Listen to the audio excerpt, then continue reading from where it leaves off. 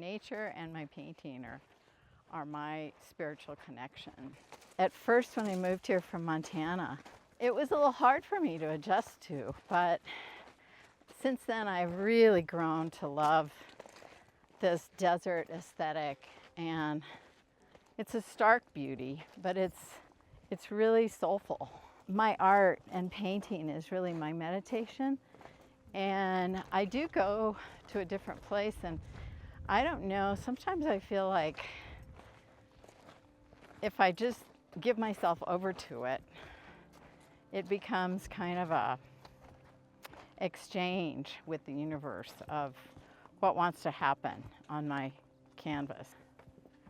Well, my grandfather's always with me, and being a rancher in Montana, he had all sorts of tall tales. He'd have us just totally enraptured. I guess I do love stories, and that's usually what starts and inspires a piece. It's some story behind it. You know, as I've progressed in my life, yeah, now my own story is coming into play. Since I was a little girl, I was always felt, the best when I was on horseback,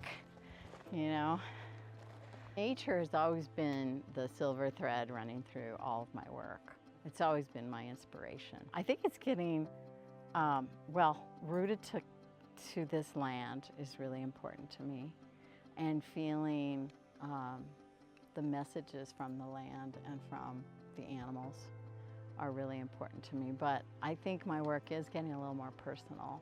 It's a beautiful transition to become the storyteller for my granddaughter and to introduce magic and wonder. And I feel like that's my gift to her, is to really help her have a connection to nature and to animals. And I love imparting my grandfather's stories with hers and then making up my own.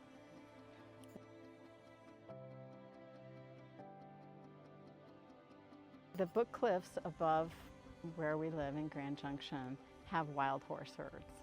And ever since I moved here in '84, I've been going up there and hiking. And then when I got my horses, I would take them up there and check on the herds, and they're just amazing. And I particularly love the way horses mutual groom each other. And that's when they face each other and they scratch each other's backs and withers.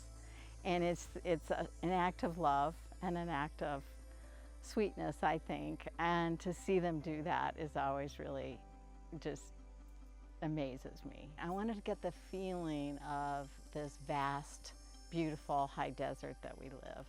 So I wanted to capture this oncoming storm with the virga coming down, and just, this feeling of spaciousness and beauty.